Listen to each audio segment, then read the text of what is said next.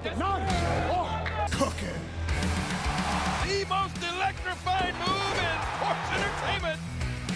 Kittle running through tackles. Gashes an opponent. Straight arm. Breaks a tackle. Railing on people. George Kittle. Can you smell what the Niners are cooking? I think The Rock would be very energized, and he would be very passionate about us taking names and kicking some butt.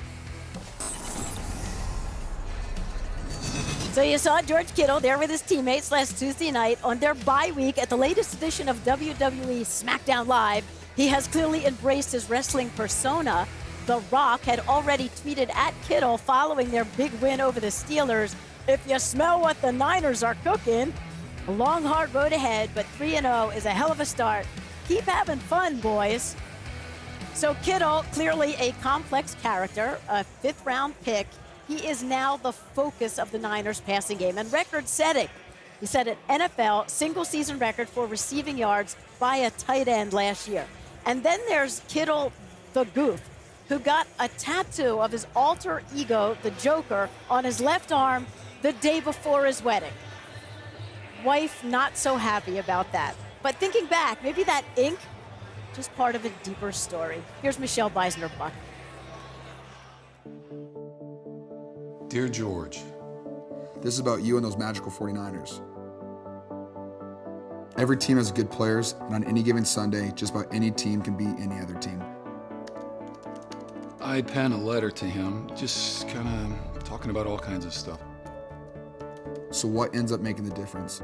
Controlling the things that you can control. Your attitude, your energy, your effort. It's you. A lot of it has to do with tying the game of football to the game of life. Go hard and fight for it, but in a relaxed kind of way. Edgy, but not stressed. Love you, have a great game, and I'll see you after. Love, Pops.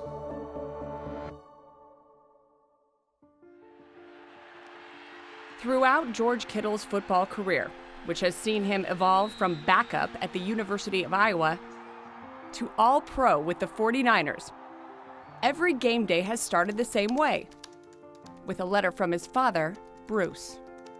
Really, in the beginning, I did it for me as much as for him. That separation that any parent goes through when your kids go off to college, the letters gave me at least a 5-minute window, if he read them, that he could actually listen to my voice. And that, for me, as a connection to him, was really, really important. These are not just little, hey, good luck, George, post-it notes. They are well thought out. Very in-depth. My dad is a very talented writer, and so he tells a story every letter. The letters, which George reads on his ride to the stadium before every game, contain matchup histories, football tactics, and regular pop culture references. If I'm accurately reading kind of where he's at mentally and emotionally, I don't know that the actual content really matters. So whether I talked about Lord of the Rings or the Spider-Man movie or whatever it was, those are all just mechanisms in order to try to trigger him. How does it mentally prepare you and get you in that game day mode, these letters? So I'm usually, you can ask anybody, I'm kind of a goofy guy. Can you smell what the Niners are cooking? I like to have fun. I'm just always in a goofy mood. Like I always try to make people laugh and have a good time, but game day you kind of have to lock in. That letter is just, that's what I always use as my first switch. The letters, that's like the warm-up button. We literally talk about the transformation from walking from the concrete and putting your feet on the turf. The player that is George Kittle for the 49ers is not the George Kittle that walks around the facility, is not the George Kittle that is my son.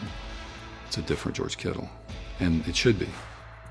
Bruce has written George more than 70 letters since the tradition started, each of them unique, but one stands above the rest.